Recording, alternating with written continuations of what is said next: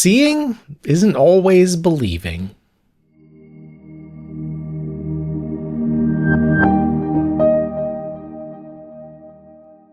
Hi, I'm Justin Lee, and this is A Year of Bible.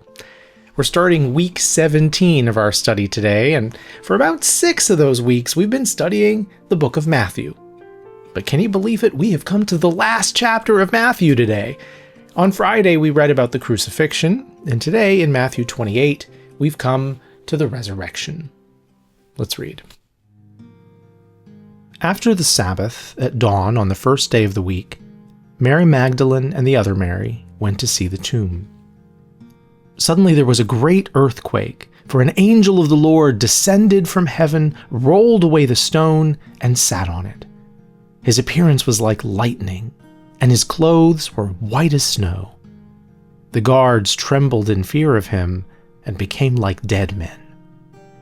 But the angel said to the women, "Do not be afraid, for I know that you are looking for Jesus, who was crucified. He is not here. He has risen just as he said. Come, see the place where he lay. Then go quickly and tell his disciples, he has risen from the dead and is going ahead of you into Galilee. There you will see him. See, I have told you." So they hurried away from the tomb in fear and great joy, and ran to tell his disciples. Suddenly, Jesus met them and said, "Greetings." They came to him, grasped his feet, and worshipped him. "Do not be afraid," said Jesus. "Go and tell my brothers to go to Galilee. There they will see me." While the women were on their way, some of the guards went into the city and reported to the chief priests all that had happened. And after the chief priests had met with the elders and formed a plan, they gave the soldiers a large sum of money and instructed them, "You are to say, his disciples came by night and stole him away while we were asleep. If this report reaches the governor, we will satisfy him and keep you out of trouble."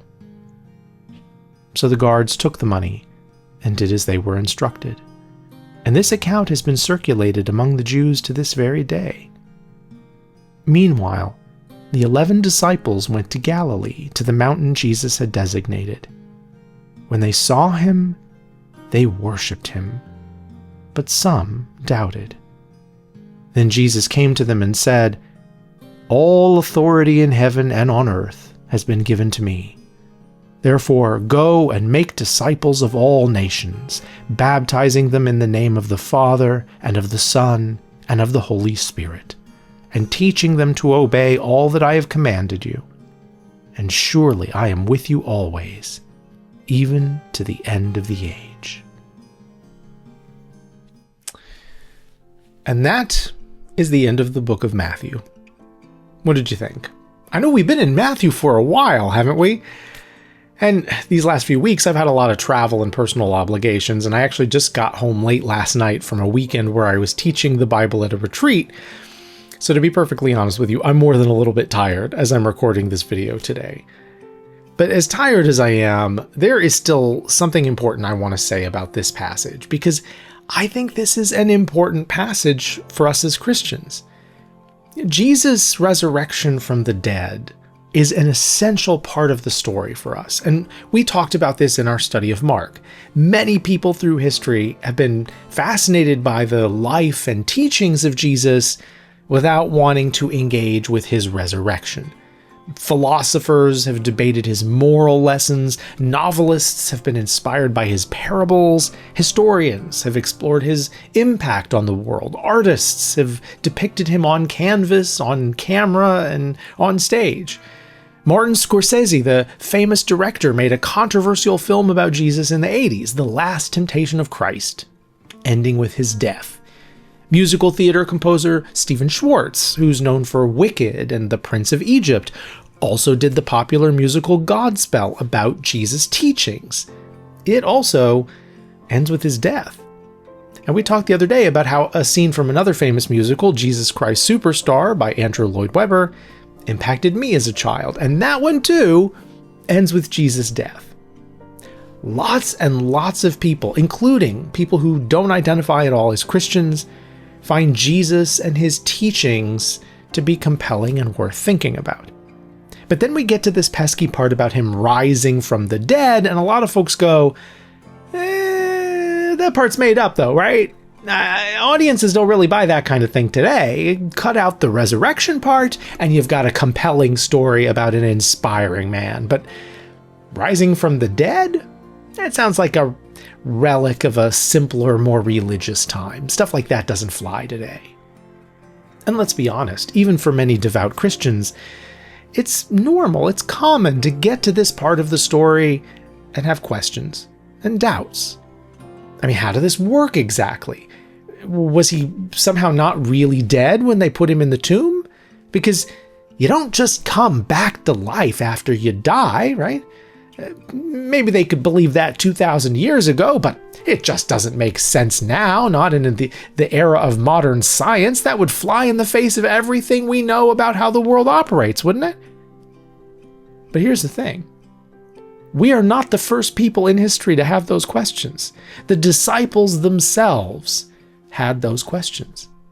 The passage says, "Meanwhile, the 11 disciples went to Galilee, to the mountain Jesus had designated." Meeting on a mountain is symbolic. Remember that mountains are often the places for encounters with God. But then it says, when they saw him, they worshiped him, but some doubted. The disciples weren't stupid. They knew people don't come back to life after they're dead. They knew that bodies start decomposing almost immediately. That's not a new discovery. And they knew that Jesus had died, beyond a shadow of a doubt, that he had died up on that cross after being brutally tortured. They knew his death had been verified by the Roman authorities, that he'd been put into a tomb with posted guards, that there was absolutely no possible way he could be alive again standing in front of them now. It had to be a trick of some kind, a dream, a shared hallucination. He couldn't be alive. I mean, sure, they knew that Jesus was a man of God, and they'd seen him perform miraculous signs and wonders in his life. They even knew he had apparently brought other people back from the dead, but this was different. They hadn't seen those people die. Those people weren't beaten within an inch of their life and then hung on a cross to bleed out and asphyxiate. I mean, they had seen impossible miracles, yes, but this was beyond impossible. This was some kind of wishful thinking come to life. There was just no possible way that this could be Jesus back from the dead. It would defy everything they knew about the natural laws of the universe. And yet here he was.